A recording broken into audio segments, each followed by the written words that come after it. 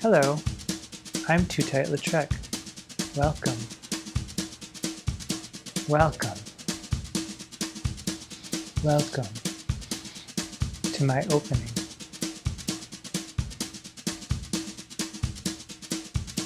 Bonjour, I am Tootight Lautrec. Welcome to my opening, where I serve as your very own personal shopper for literary fiction by reading the opening passages of books I recommend for one reason or another.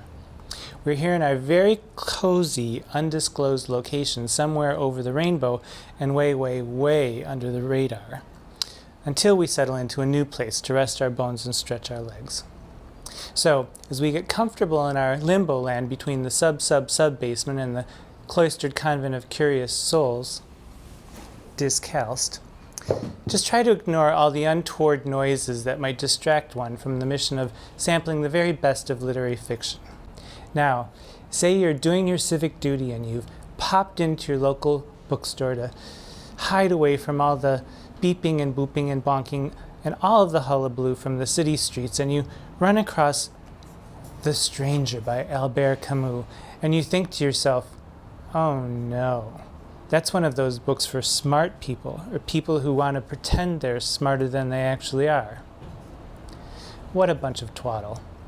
Yes, it's taught in schools, but really, if I had my druthers, I'd take it out of the school and up into the hidden hayloft in an attic somewhere, or a basement, and read it with my friends and ask them, what do you think about that?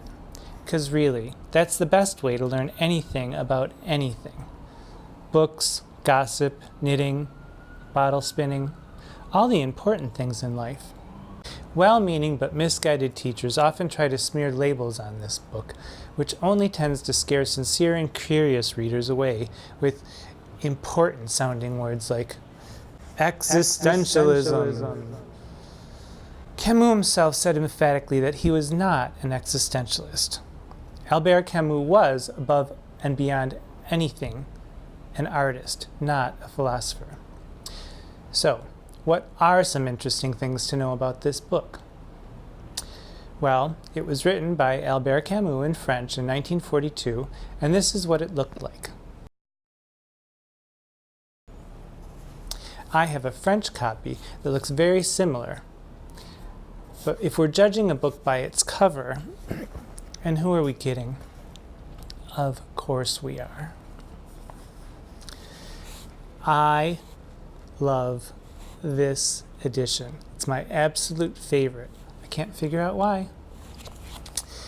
It's my absolute favorite cover and my favorite translation of The Stranger.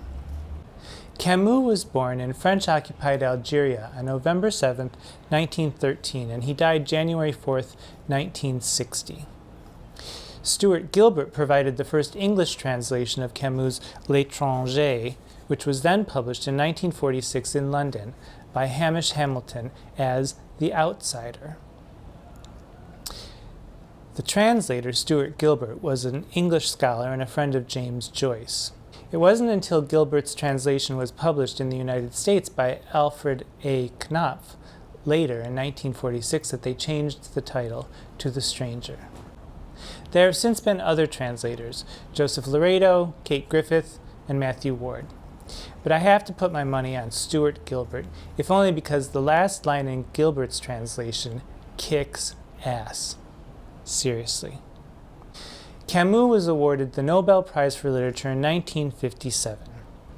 On January 4th, 1960, Camus died in a car crash while his publisher, Michel Gallimard, was driving. Gallimard died 5 days later. Okay, let's dig in. The Stranger by Albert Camus. Mother died today, or maybe yesterday. I can't be sure. The telegram from the home says, "Your mother passed away. Funeral tomorrow. Deep sympathy." Which leaves the matter doubtful. It could have been yesterday. The home for aged persons is at Marengo, some 50 miles from Algiers. With the 2 o'clock bus, I should get there well before nightfall.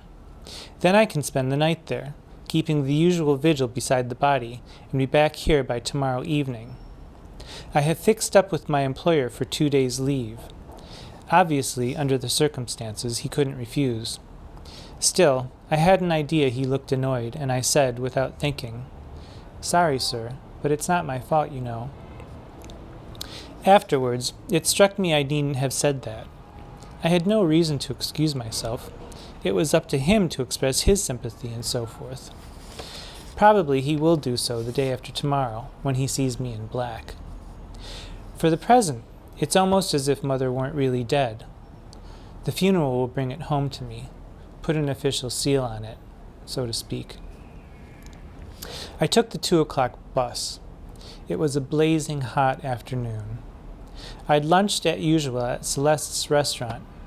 Everyone was most kind, and Celeste said to me, "There's no one like a mother." When I left, they came with me to the door. It was something of a rush getting away, as at the last moment I had to call in at Emmanuel's place to borrow his black tie and mourning band. He lost his uncle a few months ago. I had to run to catch the bus. I suppose it was my hurrying like that, what with the glare off the road and from the sky, the reek of gasoline and the jolts that made me feel so drowsy. Anyhow, I slept most of the way. When I woke, I was leaning against a soldier. He grinned and asked me if I'd come from a long way off, and I just nodded, to cut things short. I wasn't in a mood for talking. The home is a little over a mile from the village. I went there on foot. I asked to be allowed to see Mother at once, but the doorkeeper told me I must see the warden first. He wasn't free, and I had to wait a bit. The doorkeeper chatted with me while I waited. Then he led me to the office. The warden was a very small man with gray hair and a Legion of Honor rosette on his buttonhole. He gave me a long look with his watery blue eyes. Then we shook hands, and he held mine so long that I began to feel embarrassed. After that, he consulted a register on his table and said, "Madame Merceau entered the home 3 years ago. She had no private means and depended entirely on you." I had a feeling he was blaming me for something and started to explain, but he cut me short. "There's no need to excuse yourself, my boy. I looked up the record, and obviously you weren't in a position to see that she was properly cared for. She needed someone to be with her all the time, and young men in jobs like yours don't get too much pay. In any case, she was much happier in the home." I said, "Yes, sir, I'm sure of that." Then he added, "She had good friends here, you know, old folks like herself, and one gets on better with people of one's own generation. You're much too young. You couldn't have been much of a companion to her." That was so. When we lived together, Mother was always watching me, and we hardly ever talked. During her first few weeks at the home, she used to cry a good deal, but that was only because she hadn't settled down. After a month or two, she'd have cried if she'd been told to leave the home, because this too would have been a wrench. That was why, during the last year, I seldom went to see her. Also, it would have meant losing my Sunday, not to mention the trouble of going to the bus, getting my ticket, and spending 2 hours on the journey each way. So, that's the beginning of The Stranger. If you like what you heard, go support your local bookstore, pick a copy for yourself, or even yet, go visit your local librarian, see what he or she can do for you. In the meantime, keep your heart and eyes and ears and mind open, because the world is full of wonder. Subscribe, like, and share the video, and remember to always pay attention. Until next time, I'm Tootight. Mwah.